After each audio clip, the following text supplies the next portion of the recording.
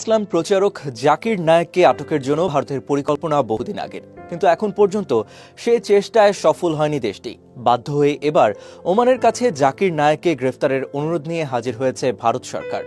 পবিত্র রমজান মাসে জাকির নায়েকের ওমান সফরের কথা রয়েছে। সেই সফরের আগেই দেশটির সরকারের কাছে এই অনুরোধ জানিয়েছে ভারত সরকারের নিষেধাজ্ঞা এবং অভিযোগের কারণে বিগত কয়েক বছর ধরেই মালয়েশিয়ায় অবস্থান করছেন জাকির নায়েক। সরকারের চাপে 2017 সালে ভারত ছাড়তে বাধ্য হন এই ইসলামী ব্যক্তিত্ব। বর্তমানে মালয়েশিয়া থেকে নিয়মিত পাবলিক লেকচারের মাধ্যমে মানুষকে ইসলামের পথে ডাক দিচ্ছেন এই বরেণ্য ইসলামী চিন্তাবিদ। মালয়েশিয়ায় নিজস্ব স্টুডিওতে লেকচার দেওয়ার পাশাপাশি বিভিন্ন দেশের আমন্ত্রণও গ্রহণ করেছেন তিনি। এমনকি 2022 বিশ্বকাপের সময় কাতারেও দেখা গিয়েছে তাকে। তবে স্বস্তি নেই সেখানেও। বেশ কয়েকবারই জাকির নায়েককে গ্রেফতারের জন্য মালয়েশিয়া সরকারকে অনুরোধ জানিয়েছিল দিল্লি। এখন পর্যন্ত ভারত সরকারের সেই আবেদনে সাড়া দেয়নি মালয়েশিয়া সরকার।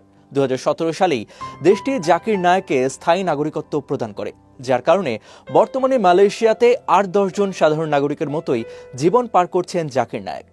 মালয়েশিয়ার তৎকালীন স্বরাষ্ট্রমন্ত্রী মহিউদ্দিন ইয়াসিন সে সময় জানিয়েছিলেন, কোনো ক্ষেত্রে আইন ভঙ্গ করলেই কেবল জাকির নায়েকের বিরুদ্ধে গ্রেফতারি পরোয়ানা জারি করা হবে।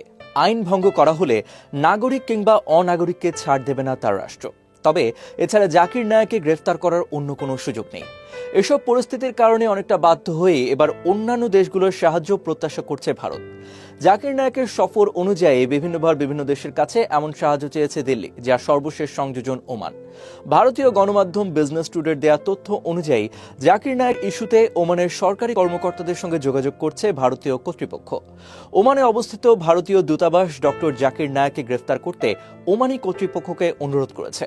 এমনকি জাকির নায়েক বিষয়ে তদন্ত করতে এবং তাকে ভারতে ফিরিয়ে আনার জন্য একটি আইনি দল পাঠানো হবে বলে জানিয়েছে ভারতীয় কর্তৃপক্ষ।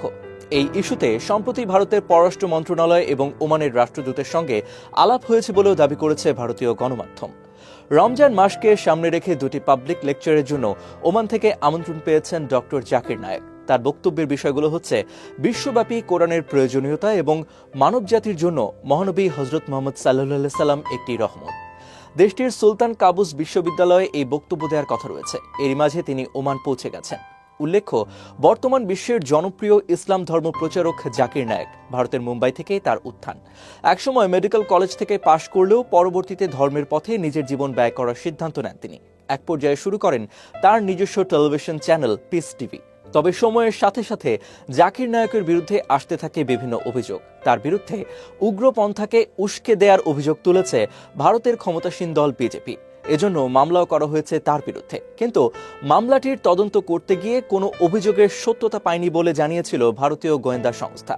অন্যদিকে ভারত সরকারের বিরুদ্ধে অভিযোগ রয়েছে জাকির নায়েকের ধর্মীয় পরিচয়ের কারণে তাকে হেনস্থা করা হচ্ছে।